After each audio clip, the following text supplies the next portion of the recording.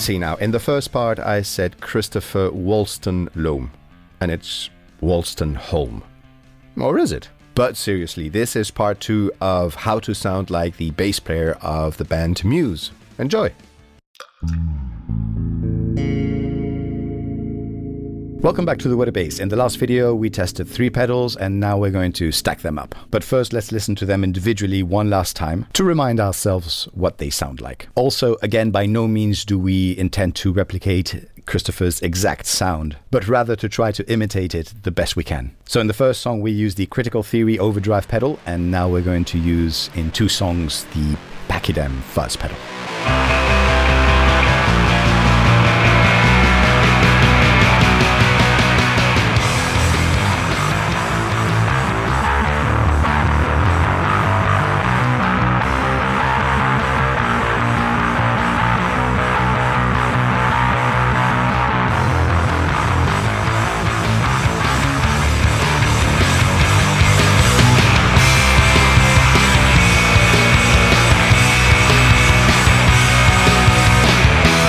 I could have used the Amianto for this song, but I thought that the Pachyderm had more of a similar character to the original tone. With the pinch knob above 1 o'clock, it has a less synthy and gated sound. But below 12, well, just listen for yourself.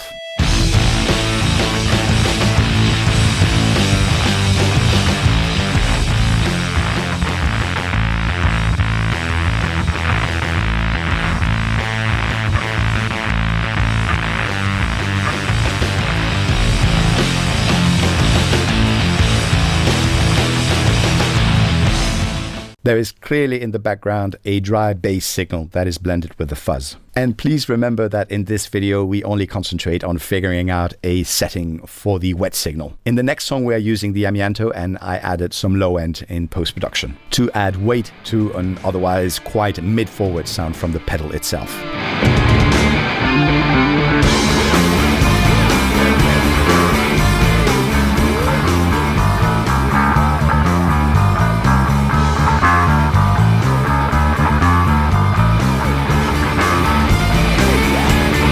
Now for the fun part, first let's plug the Boss OC2 into the Amianto.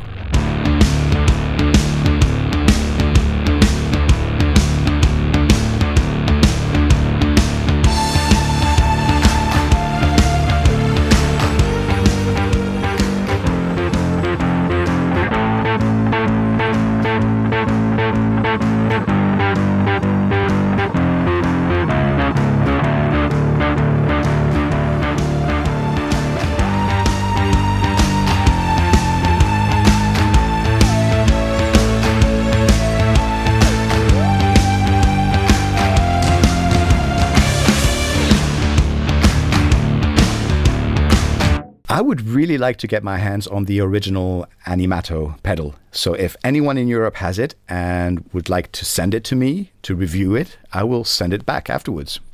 Now we'll stack the gated fuzz sound with the mid-forward distortion.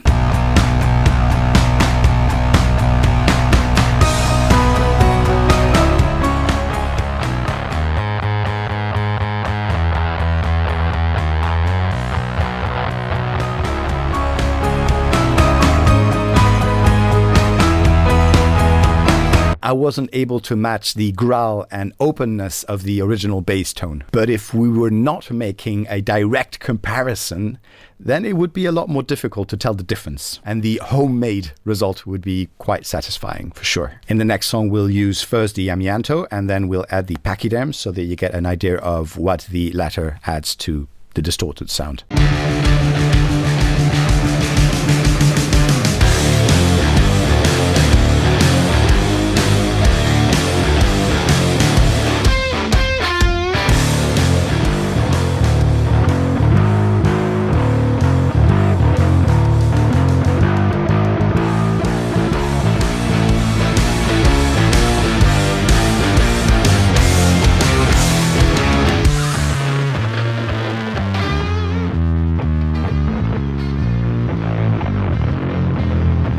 Okay, now to tame the distorted sound, we're going to run it through the overdrive.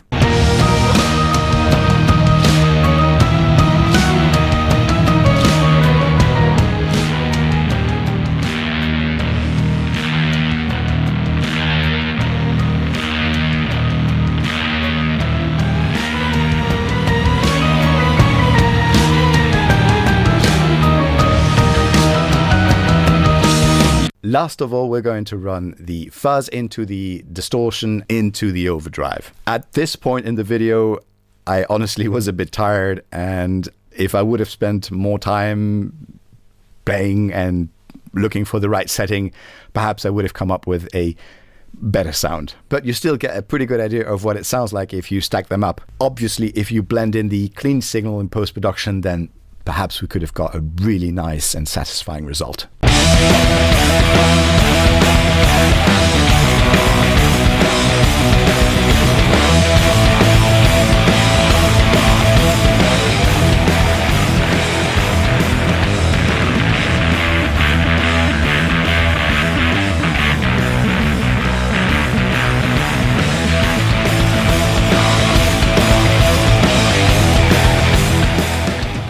Right, a quick word about the pedals. The Pachyderm sounds fantastic on bass. I just wish it had a blend knob. Although if you lower the volume of the bass guitar, curiously you do hear more of the clean signal within the effect. The Amianto is sensitive to the volume and tone of the bass guitar, and it does affect its character. It has the tone and the vibe of the original Amianto pedal, but somehow less of a throaty overdrive character.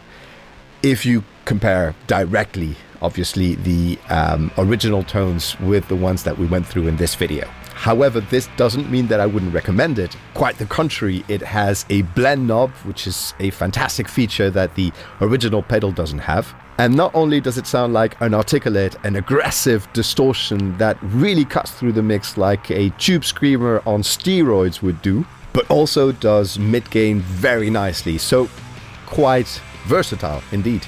The Critical Theory is a heck of a pedal. It's the perfect tool to add a touch of dirt or even modern distortion to our clean signal. And it's probably a must-have for any bass player. There are two other pedals that we used in this video. The DSM Humboldt simplifier bass station is an amazing amp-in-a-box, all analog, Swiss Army knife tool kind of effect.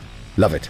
And we will be definitely reviewing it in another video because there's a lot to go through and it's so small and practical. And it sounds great. The Becos Pro Compression Mini is another small but big sounding pedal. This is typically another pedal that every bass player should have. Simple to use, blend knob and precise compression tool. What else? In some songs I had little difficulties copying Chris's sound. In others, with more time and tweaking, I am convinced I could have done a better job. And finally, in a few I felt as if I did not have the right tools to copy exactly the sound or to get as close as possible to the original sound. However, I think we proved that with these three pedals, we can sound like Chris. And that was precisely the objective of this video. Now we'll just have to practice some more to play like him.